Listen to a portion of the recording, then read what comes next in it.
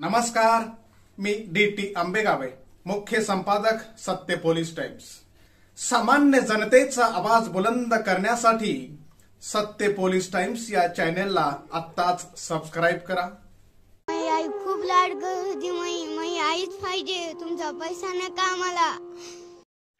नांदेडमध्ये शुक्रवारी शेतात मजुरांना घेऊन जाणारा ट्रॅक्टर विहिरीत कोसळून भीषण दुर्घटना घडली आहे। या दुर्घटनेत 7 महिलांचा मृत्यू झाला। या प्रकरणी ट्रॅक्टर चालक आणि विहीर मालक यांच्यावर गुन्हा दाखल करण्यात आला असून दोघांनाही अटक करण्यात आली आहे।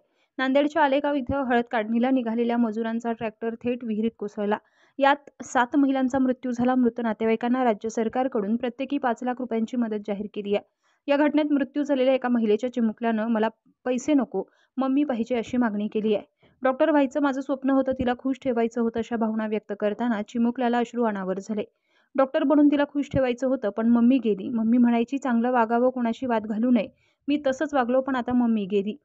ते ड्रायव्हर पागल होतं, चांगलं नव्हतं। 150 रुपयांसाठी माझ्या आईचा बळी गेला असंही चिमुकल्याने प्रतिक्रिया देताना म्हटलंय। आई कामाला गेली तेव्हा घरातून जाण्याआधी मला म्हणाली होती की शाळेतून आल्यावर माझ्याकडे ये। ती गेल्यावर मी शाळेला जायला पाणी तापवत होतो। आई कामाला गेली आणि काही वेळातच आरडाओरडा झाला।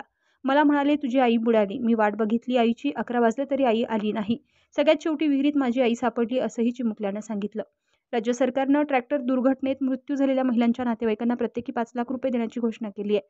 आता सरकारकडे काही मागणी आहे का असं चिमुकल्याला विचारलं होतं तेव्हा त्याला मला पैसे नको, मला माझी मम्मी पाहिजे।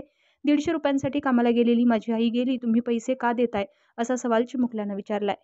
सामान्य जनतेचा बुलंद आवाज, सत्य पोलीस टाइम्स।